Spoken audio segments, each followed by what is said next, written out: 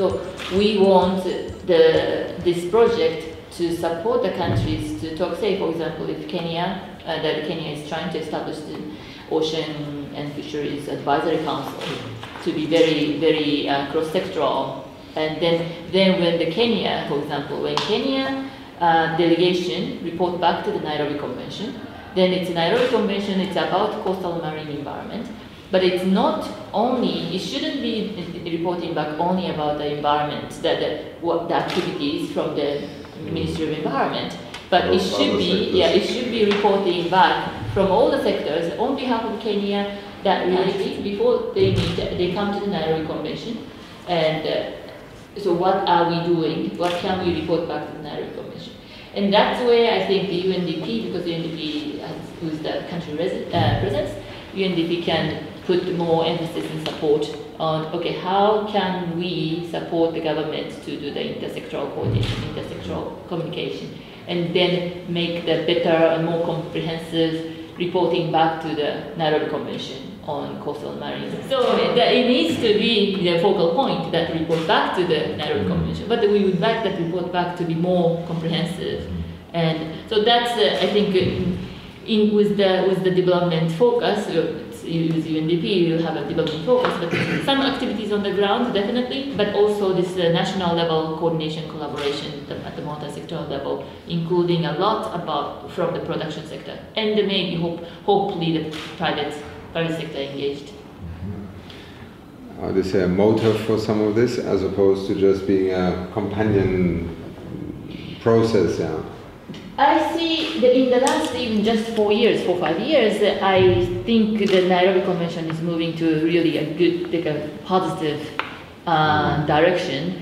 I think most tangibly the current or ongoing discussion between the COC, the collaboration with COC and Nairobi Convention, the MOU, I heard that there's a draft MOU between the two, and I think that's a very big step forward in terms of institutional arrangement for the marine coastal environment. You can't talk about fish only in the fish, in the so that's kind of institutional linkage between the two would, I think, help 9 member states in Rio to only report to one forum instead of sectorally based different 2-3 different forums. And I can see even in the past week a lot of coordination effort going into regional bodies, NGOs, CSOs, organized by Nairobi Convention as a Rio consortium. And I think that's a very good forum to have one forum where everybody who's interested in Rio, even outside of Rio, come and report back. And then they also come with some recommendation about, okay, what recommendation to national governments, and also recommendation to regional institutions just like convention. So say NGO, international NGO based in US can say, okay, we've done this, but for us to go more, we would recommend regional convention to think of XYZ. We would recommend national government to focus on ABC. That was a very clear, very concrete recommendation that was coming out from the consortium. So that was very, very good. Yes, and it's a decision of the convention, so it's a legal framework where then you can measure the. I won't use the word compliance, but the implementation. Yes, I don't want to mention the word compliance. In my conventions, compliance is a hot potato. So implementation, then that we can get all the political machines moving, so that they can get the governments to really put in place the necessary legal frameworks, but also develop the technical capacity to address coastal and marine. It's written out, it's very weak and it's kind of blur, and then we left it as blur. But I hope that the institutional anchorage will be something very closely related to Nairobi Convention. Just for this SAP to choose Nairobi Convention as a most suitable institutional anchorage.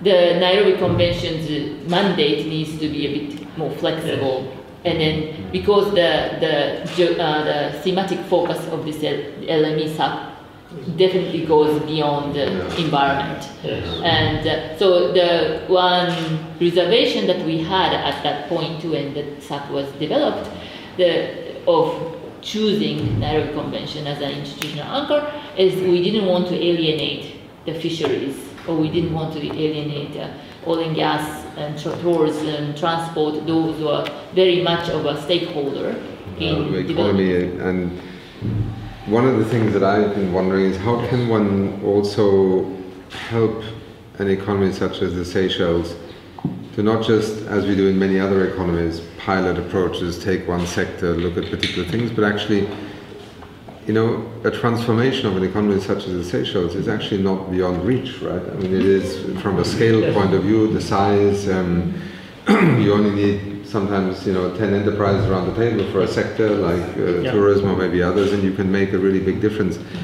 Is this an ambition that the UN should, and you may also want to comment on that, group around? I mean, that's what you were suggesting earlier on, isn't it? We were looking, for example, at Cape Verde. Cape Verde is the one country that had this one UN and one program, and we would try and learn from them, in fact, because in terms of rationalizing your resources, in terms of cutting down your operational costs and freeing some of the small resources you have for actual programs, I think having a one UN approach would definitely help, and this is something that is at the back of our mind, basically. But it's just how do we operationalize it? Because our focus now is a lot on environment, and we get not criticized, but sometimes question it. And we mission here. Different kind of poverty. Yes, relative poverty or access poverty. No, but I'm only saying when you look at where can you make the biggest difference in the country, and you can't do everything with the limited resources. And I look at the Seychelles from purely, I just came on the plane, but I mean, I obviously read quite a bit. What is at the heart of this economy? It's natural resources. Yes, natural capital. Energy. I mean, one can construct a very straightforward narrative, right? On this economy is built around its natural resources and its conservation and sustainable use, plus adding technology to deal with some like access to energy, energy efficiency. Also, this is the challenge here, because everything comes in, everything has to go, and so now the West in the West in the other places, all the boats and carpentries and everything, where does it go? It will go to ocean, or it has to be exported. So something, but this whole right now the cost is borne by the government. Now can we bring this cost back to the tourism sector? Those boats that come to Seychelles residents, they are all behind this sustainability. Like Joel earlier on, we were speaking about it. I mean, he was in essence saying, look, we want to brand ourselves as a new economy, right? I mean, this is the trademark of the Seychelles, and it can be directly in terms of tourism, it can be also in terms of an economy that is, maybe in 5 years, and he was talking about, what was it, quintupling renewables in the next 4 or 5 years. That's why I'm sort of wondering how, because I mean, we in the UN also often, I mean, you have the same dilemma, we don't have enough to make big transformations happen, then we chase smaller agendas, and we get stuck in our small corners. So that's why, I would be keen to understand, and also with our, we're about to appoint a new regional director for Africa also, because Mukaila is retiring in July. We would very much like to see how we can join forces with the government, and then also in concert with our... We have to be able to address and raise the bottom as well as we go forward. So sometimes we spend our time looking at investments, and we forget that our role is to create those channels for investment. I mean, in my experience, investment is sitting there. But countries don't have the right frameworks in place, they don't have the right So systems. they must have done somewhere else. They don't have the right standards. So either they get a bad development, or they don't get the development at all. You know, so they don't get something which is contributing also to the economy, Or they get the creating jobs. No. It's also sustainable. It's also culturally beneficial. It's also, there's offshoots from it which benefits the whole community. All these, you know, investment-friendly benefits is not always reflected. The investments will come because it's sitting there, and people, and in small islands, and even in Africa, the cost of electricity is already very high. So exactly, so it's a no-brainer, the return on investment. In 5-6 years, people will have a return on investment. But the other countries also they are big, so they don't get as much support as LDCs. But they still need a lot of capacity. The institution, not just human development capacity, but institution growing from the. It's like you enter primary school, then when you enter secondary school, everybody is Secondary. there's no one, no teacher, no classroom. I'm in secondary. What do I do now? It's a bad era to go there. Stay in primary. So that, have a lot of very highly trained people. But one of our problems is retaining the people in the actual areas and sectors that they were trained in. And this is one of the areas where, as a small country, we cannot do it on our own, but we have no help. You know, the UN system is not there to help us. There's no donors, in fact, who will even look at this problem at all. And I refer now to we have a mariculture master plan. This has been in development for a few years now, and it is you know, one of those plans that is actually following the right way. We found out that people who's been trained in mariculture in Seychelles are everywhere, and we actually have a lot of them. Some of them rising in other countries, Some of them are, or some of them are in Seychelles running car hire rentals. Right. And this guy is actually trained as a being an MIC. We don't have that support. We don't have any of this. How do we bring it back? And I don't know. Is that something the UN could be looking at? Ryla was saying, interesting enough, earlier on, that you know, often local people try and set up businesses, then outside larger companies come, and overnight they are out of business again. So this is also the challenge of economies of scale and the two economies of operation now. As UNDP, we could draw on those expertise. I think we need to have more backstopping and more technical reference to UNED in terms of what we do. Because when you look at our program, it's true, you know, we have a lot, it's heavily towards environment, but we want to use that to be able to address some of those other focal areas of UNDP. And I think some of the support would have to come from UNED, because you are more the expert in those areas than we do. One reason why we launched this initiative in the framework of the green economy was precisely to say, look, it's not about environment or industry or energy. Seychelles economy is a green economy, and it can either lose the assets or it can actually build on them. And that's why we came up at the time with this idea. And in that sense, it's a very natural logic to me that, you know, we have technical expertise, and yet if UNDP is able to do programs on the ground, the label environment is secondary really, because what you are looking at is where people are earning their money, where could they be earning their money, or, I mean, I was shocked last year when I was in the Caribbean. We had World Environment Day there in Barbados. And we came out with this number that on average, citizens pay 400% higher per kilowatt hour charges than an average American citizen for electricity.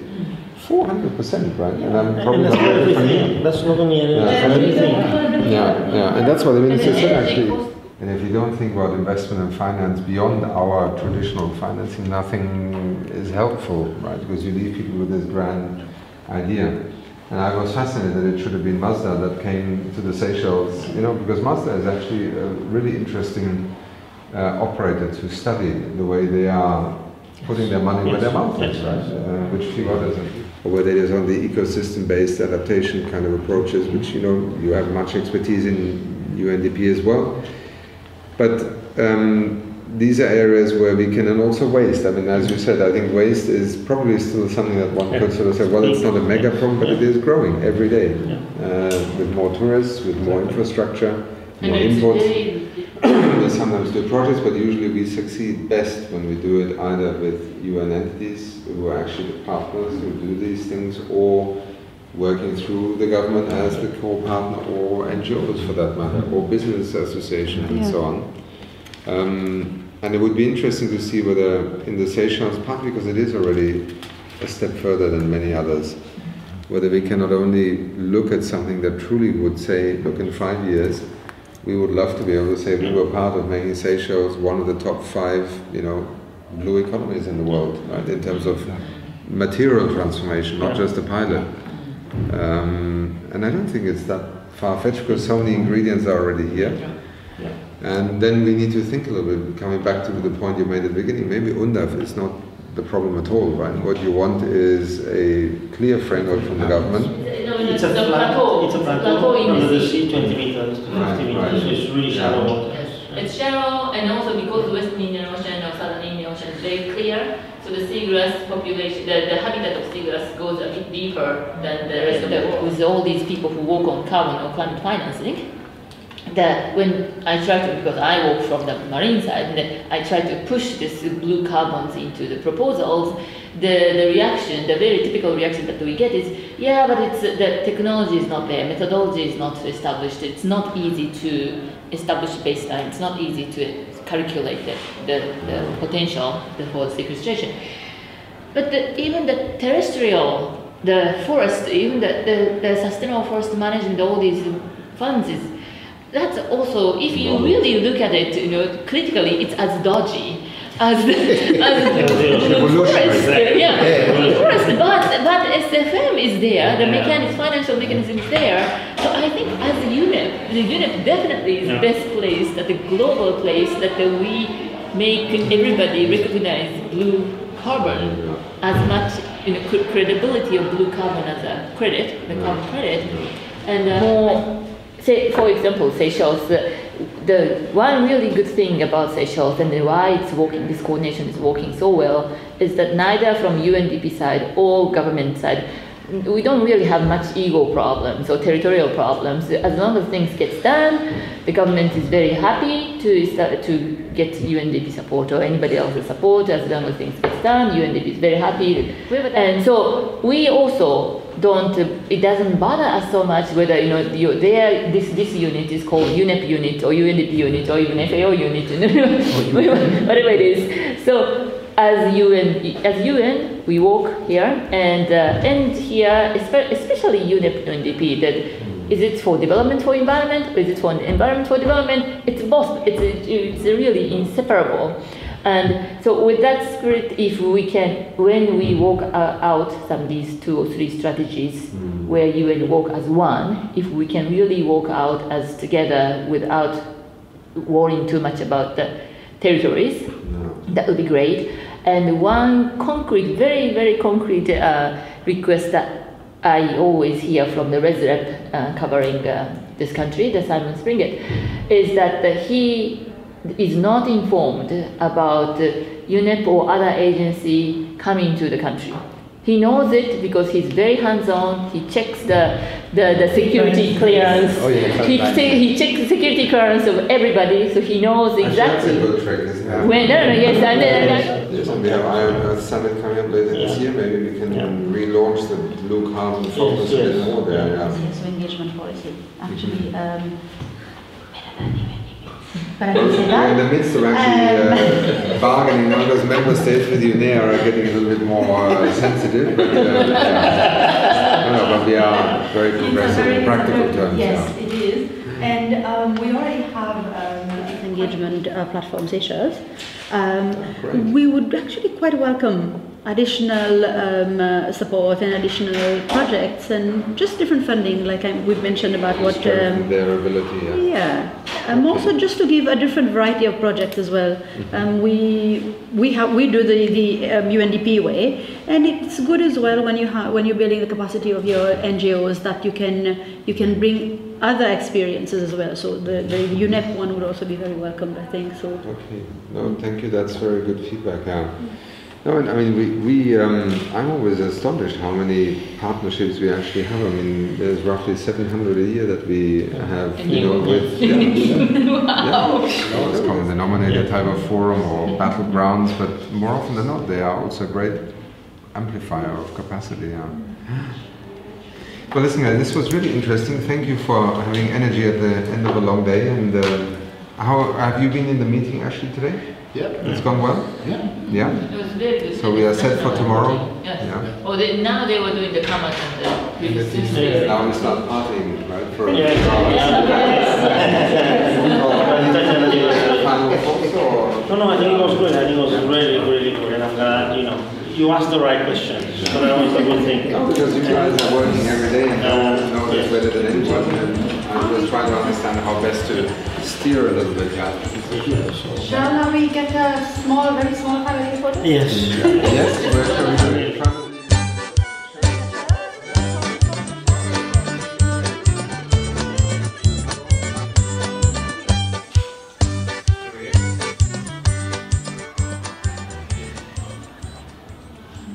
Okay. Now you have been recording all these wonderful things, right? So,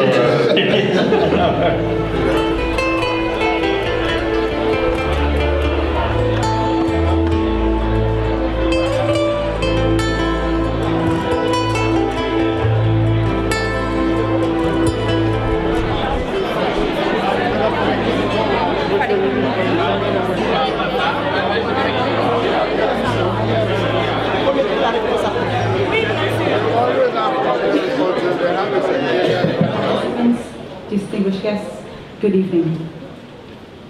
Welcome to this cocktail reception hosted by the Government of Seychelles on the occasion of the 8th Conference of Parties of the Nairobi Convention for the Protection, Management and Development of the Marine and Coastal Environment of the Western Indian Ocean. It has been the pleasure of the Government of Seychelles to have you here for the past 8 days of meeting, which started since 17th of June until now. During the past week, the group, with the support of UN, UNEP and regional experts, have completed 3 workshops, starting with Ocean Governance and Blue Economy Workshop, a WIOC consortium meeting, and also a Science to Policy meeting. Seychelles, as the incoming chair of the Bureau, gives its engagement to ensure that the convention, with the active support of the Secretariat at the UNEP, to deliver on the recommendations. Seychelles looks forward to strengthen working relations between these 2 regional seas conventions. We also have the pleasure of welcoming amongst us tonight the Undersecretary of UN and also Executive Director of UNEP, Mr. Achim Steiner, who will be here for 2 days and also participate in the Conference of Parties. Our program tonight will include presentation on the State of the Coast Report by UNEP, signing on the online version of the report, remarks by the Executive Director of UNEP, and remarks by the Minister of Environment, Energy and Climate Change for Seychelles, followed by refreshment. Ladies and gentlemen, we shall now proceed with the launching of the Regional State of the Coast Report for the Western Indian Ocean, a document that has been produced through contributions of experts from within and outside the region. This report was promoted by the Nairobi Convention and also the Western Indian Ocean Marine Sciences. It has 8 parts, 36 chapters that include figures, tables in orders for these chapters. The first part is just the executive summary, and I will not go into it. In any case, I won't go into any details. The first chapters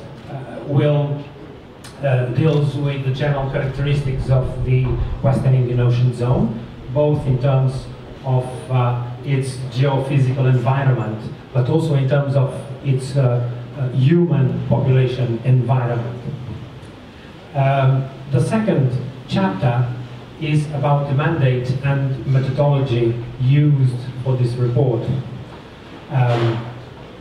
So this chapter deals with the objectives of the report, which were to provide a comprehensive baseline on the status of the coastal and marine environment in the VIEW region, highlight the main opportunities of coastal and marine resources, describes successes and challenges faced in management of coastal and for these problems that we are facing in the coastal and marine environment.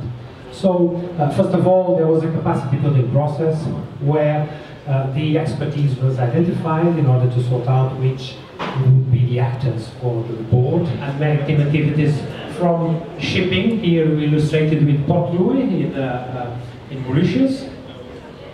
And we have analyzed the routes of shipping, the types of ships, the trends, the impacts, and issues like, for example, marine cabling and other issues that are relevant for the maritime activity. So then we have tourism and recreation, which is also an emergent activity that has a lot of potential, an emergent field that there is not much exploration in the VO zone in this Steiner, Executive Director of UNEP.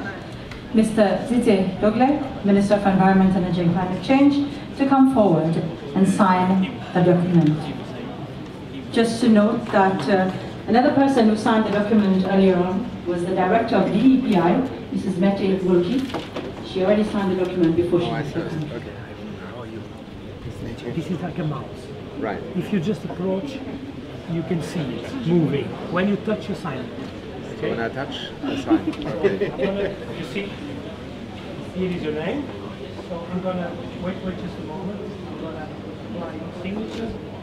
Now you can sign. You can see. Okay. When you approach, you'll see. You see. Yeah. Now you just sign there. We can move it then.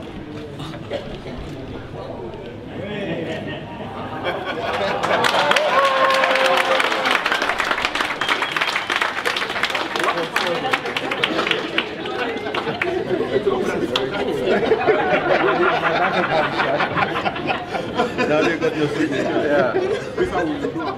So this is my bank account gone. It's money in Seychelles. 546 pages, collaborating scientists. This is. Yeah, don't be shy. Mr. Steiner, now can you please, we have the pleasure to invite you to say a few words. Or is this your first time? This is my first time. So, 2 world premieres for us at least, yeah. Dear Didier Dogley, Minister for Environment, Energy, Climate Change, Honourable Ministers, Permanent Secretaries, members of the National Legislative, distinguished delegates, ladies and gentlemen, and also to our scientific advisors, who I think through the presentation that you just made, they have shown once more how important their work is to our work in trying to take things from science to policy to action. I want to begin on behalf of the United Nations Environment Programme to thank the government of the Seychelles, but also you, Minister, in particular, for welcoming us here in this uniquely Seychellian way, with hospitality, with warmth, and also with a windy afternoon that kept us inside working, but also by bringing us together in an, I would say, probably unprecedented number of participants for a Nairobi Convention meeting. I was very excited when I started seeing the list of participants grow, the number of ministers who are here also in order to lend both gravity and authority to this meeting within the tradition of the regional seas, which are celebrating their 40th anniversary currently. I think the Western Indian Ocean is in many respects a totally underestimated and probably also not very well understood asset to planet Earth presented here. And this is one reason why I am also so excited to be on my first visit to the Seychelles. I was deeply moved and also frustrated, I must say, by witnessing the SIT summit in Samoa, not because of the fantastic way in which Samoa hosted us, but for the lack of attention that small island developing nations are receiving from the rest of the world, first of all in terms of their very particular challenge of developing them as civilizations, as nations, as communities alive. It is here in the Seychelles that we find one of the most far developed expressions of this notion of a blue economy. I for one salute the Seychelles, and I salute all leaders in small island nations who have taken this concept and made it part of the voice of their nations to be better understood, first of all, of what it is that they aspire to in terms of their own future development, but also of the vital part they play in keeping alive and managing sustainably a critical part of our global ecosystems. 30 years old now, that the nations in the Western Indian Ocean and the coastal nations are going to take initiatives that will try to, first of all, take the science and knowledge further, secondly, to turn that into an asset for development, and thirdly, to ensure that they are conserved and managed sustainably for humanity. Some of you, or many of you, will have followed Pope Francis this past week as he put forward his encyclical. Not in 2,000 years has the leader of the Catholic Church found it necessary to write an encyclical principally on the relationship of humanity and its environment. Whether you are Catholic and I'm not, whether you are of any other faith or of no faith, I think the clarion call that Pope Francis provided us with last week goes well beyond that of a faith community. Minister, by again saluting both the leadership and the vision with which the Seychelles has taken many of these issues on, and also for your generosity in hosting us here. And with your permission to also recognize my very dear colleague Rolf Mahe, who born out of the experience of the Seychelles has now joined us in the United Nations Environment Programme, headed straight into the deepest trouble area of chemicals and hazardous wastes, and providing fantastic leadership born out of the life experience of his home nation, the Seychelles. And as some of you know, he's known to many here simply as Prof or Professor, because not only was he a scientist, a founder of the University of the Seychelles, a Minister of Environment, he is truly one of those people who speaks to the reality of what is possible if you believe in your own power to change things. So once again, to the Seychelles, to you, Minister, to all of you, thank you for being here. Thank you for also making UNEP and the United Nations Environment Programme and its family in the United Nations more broadly part of your efforts. We are always humbled by this. We are very proud to be here with you, and we know of our own failures at times to deliver on what we would like to deliver. But do not doubt for a moment the determination we have in making sure that when 30 years from now the Nairobi Convention celebrates its 60th anniversary, they will have a great deal more to celebrate than perhaps we have today. Thank you very much. And I've been speaking at least 4 times during the course of the last 4 days. But there are a couple of things I think that needs to be said. And one of the things is that you cannot manage what you cannot measure and what you cannot understand. You cannot take action and you cannot draft policies and strategies between policy making and how does science feed into policy so that policymakers can make the right decisions to take care of the environment, but at the same time create opportunities for the populations that live within the Western Indian Oceans on the coast and on the islands for them to be able to take advantage of those opportunities. But I think this super document, I know people sometimes complain that there are too many documents on the shelves lying around, but without real knowledge, without science, without understanding exactly what is happening in the ocean, and a lot of us, because we are land creatures, we have a very limited understanding of what happens beneath the waters.